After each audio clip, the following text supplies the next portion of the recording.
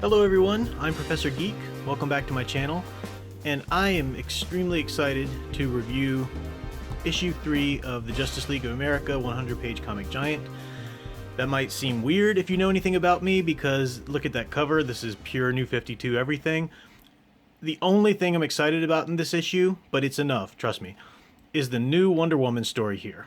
I am so excited about this story. This is everything I've been wanting from a Wonder Woman story. Oh, it's brilliant. I really am excited about it. I so wish these writers would be writing the current series right now. But anyway, as usual, there's a continuation of the New 52 Justice League, the New 52 Flash, and the New 52 Aquaman.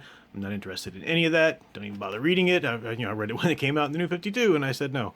But this new Wonder Woman story, and it's such a refreshing thing to see, because if you caught my videos, my reviews of these last ones, and I'll try and put this, well, actually, I'll put this in the playlist of Wonder Woman reviews and analyses. So I'll link to that in the top right-hand corner there if you want to go back and catch my reviews of issue 1 and issue 2, because these were Wonder Woman stories as well by Tim Seeley. The first one was pretty good, pretty solid. The second one was just awful. He was phoning it in the worst way. It was just wretched. And this one blows me out of the water. I didn't know that Tim Seeley was off of it at this point. I was afraid that he was going to write another story, and I just didn't want to give him any more time after that last story.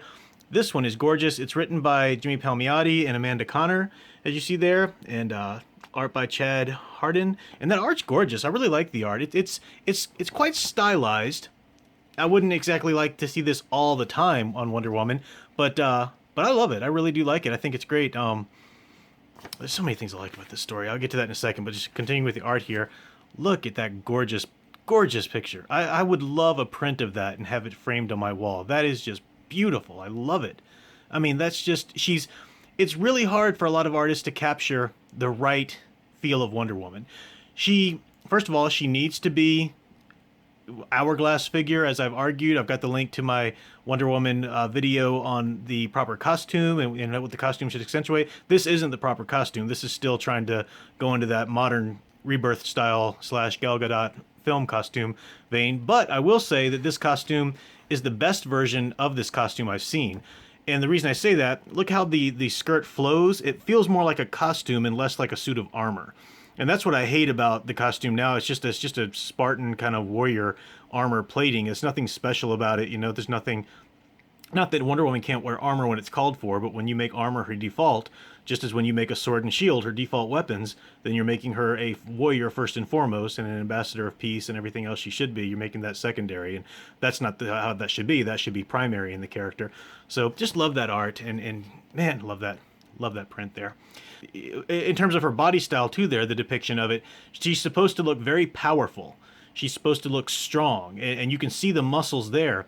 However, there's a delicate balance. You can't over portray the muscles in definition to make her look more masculine.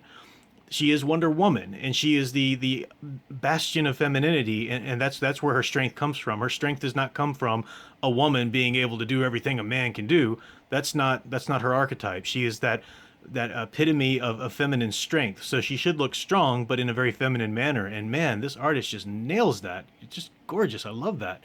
So wonderful art. Other things I love about this story, it's a two-parter, so it does leave on a cliffhanger, as usually is the case with these tales.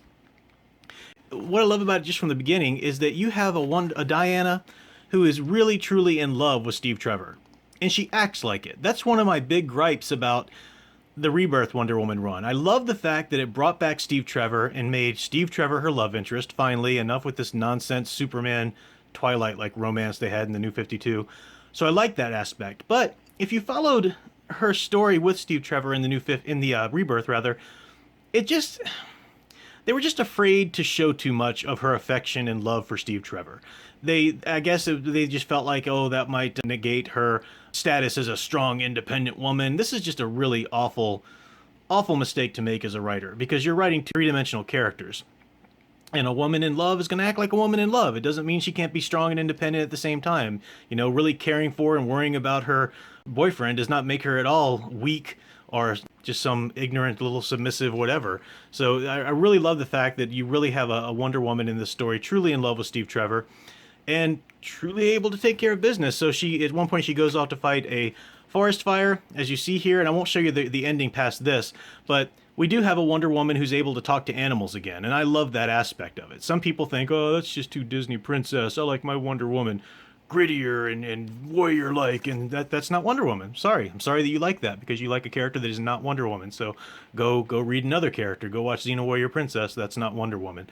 Wonder Woman is capable of all kind of badassery, but she, first and foremost, is that loving, compassionate princess. Yes, she is a princess, and she can talk to animals, so get over it. So I love the fact that she talks to these animals, and she's very concerned about, of course, saving the people, but also the animals there. She's not going to leave them to suffer or whatever. So just love the story. I don't want to show you any pages beyond this, because I really highly recommend you pick up this issue 3 of the 100-page Comics Giants. I know there's so much garbage, in it after this great Wonder Woman story, but I just truly don't think they'll ever release this story in any other kind of format. I don't see that happening. It'd be great if they did collect them all, all the original tales from these 100-page Giants as their own stories someday, but I don't know that they'll do that.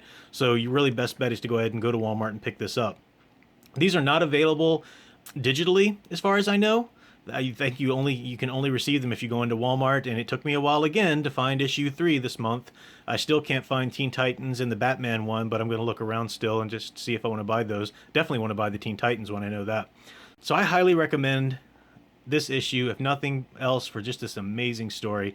It's so great because now that G. Willow Wilson's taking over the character and has all but flat out said she wants to make it a political allegory, basically.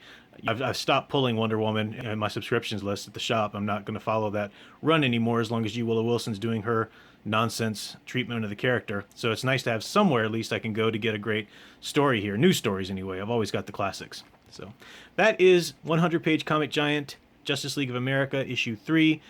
Definitely recommended. And let me know what you think if you pick any of these up, if you're reading the Wonder Woman original stories at the beginning. Again, you can check out my videos in the previous issues. Tim Seeley's first issue, pretty decent little story. The second one, yeah, I really ripped that one in the review, and it deserved it. I mean, he should be ashamed of putting his name on that. But man, this one, Jimmy Palmiotti's knocking it out of the park lately, because he did the great Superman story that was in the first couple issues of the Superman 100-page Comic Giants, and now this, man, he really can capture these characters in their iconic essence. So love that. That's all for now. I've got a couple reviews coming up over the next couple days. I'm going to get to Elvira issue 2 from Dynamite. I'm going to get to a new comic book that I talked about in my live stream. Lots of cool things coming up. I'm recording a video after this, which will be an exclusive for my patrons. So check out my Patreon. Link is in the description and at the end of the video with the link there. You can get access for $1 a month to a lot of exclusive videos and giveaways. Hopefully it's worth it if you like my channel. $1 a month shouldn't set you back too much, and it helps me to spend more time creating content. So I appreciate all the support. If you can't support the Patreon, I appreciate you just watching, clicking like, sharing the video around, subscribing, whatever. Definitely appreciate everything everyone's doing and the community that's coming around the channel, the success that we're building. And until next time, keep enjoying and digging deeper into the hero stories you love. Thanks for watching.